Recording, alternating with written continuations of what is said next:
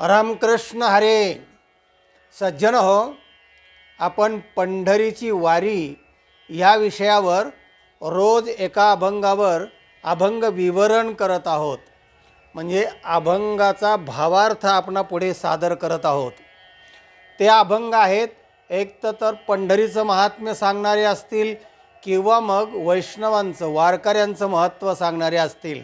वारकरी म्हणजे नेमके काय आहेत ते अभंगात संतांनी वर्णन केलेलं आहे. पंढरीचं महात्म्य वर्णन केलेलं आहे आणि त्या महात्म्याचं वर्णन केलं म्हणूनच आत्ता 15 ते 20 लाखापर्यंत पंढरीला भाविक लोक जातात. गावोगाव जिथे जिथे विठ्ठल मंदिरं असतील त्या ठिकाणी पूर्ण यात्रा भरते आणि पांडुरंगाचं महत्त्व वाढत वाढत वाढत वाढत चाललेलं आहे.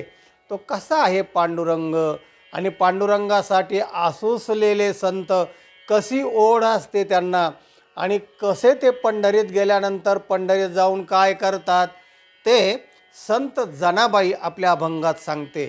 संत जनाबाई म्हणजे नामदेवांची दासी. नामदेवांची सेवा तिने आजन्म केली आणि अगदी दळण कांडण करण्यापासून म्हणजे घरकाम सगळं करूनसुद्धा ती संत मालिकेमध्ये अग्रगण्य ठरली.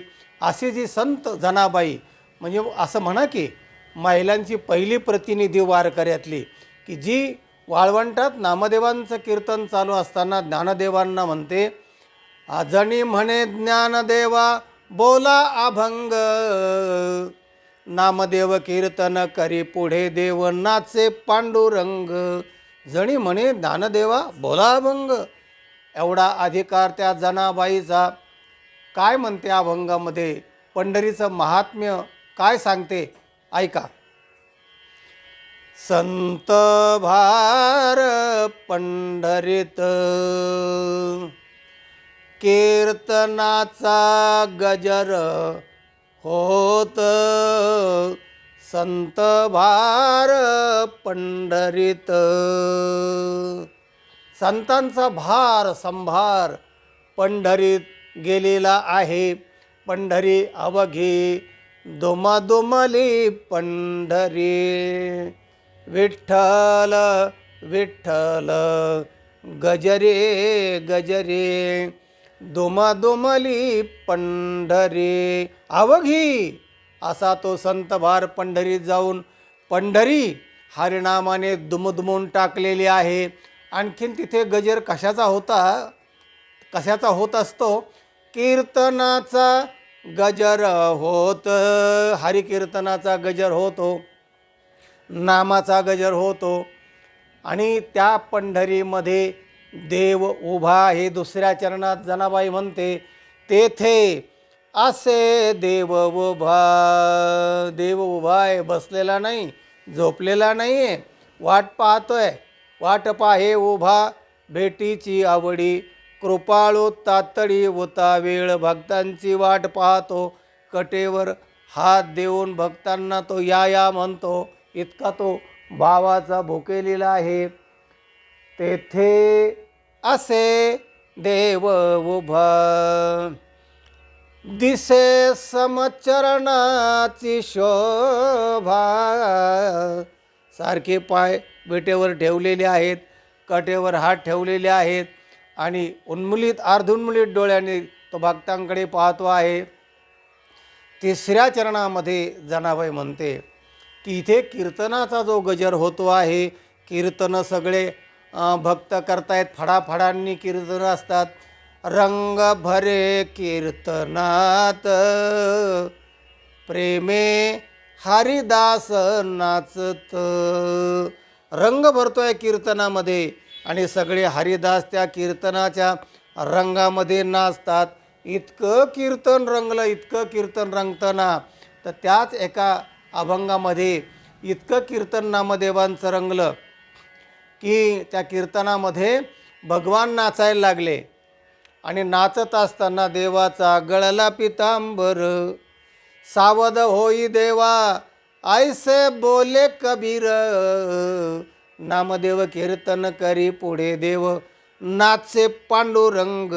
पांडुरंग त्या कीर्तनात नाचत होते मग बाकीच्यांचं काय हो टाळकरीन हे तर मग तर नाचणारच नाचणार. असा रंग भरे कीर्तनात प्रेमी हरिदास नाचत सखा विरळा ज्ञानेश्वर. आणि सखा माझा सखा कोण आहे? ज्ञानेश्वर.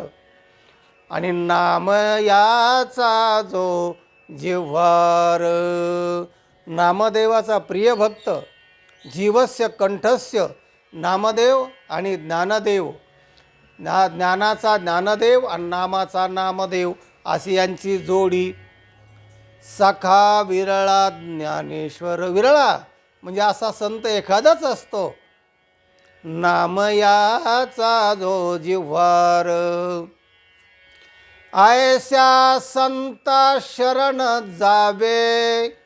दोन संतांचा उल्लेख केला आहे जनाबाईंनी, ज्ञानदेव आणि नामदेव. नामाचा नामदेव, ज्ञानाचा ज्ञानदेव. ऐस्या संता शरण जावे, जणे म्हणे तया ध्यावे. त्यांचं ध्यान करावं, त्यांना शरण जावं. तद्विधी प्रणिपातेन परिप्रश्नेन सेवया. त्यांची सेवा करावी म्हणजे त्यांचं नाम घ्यावं.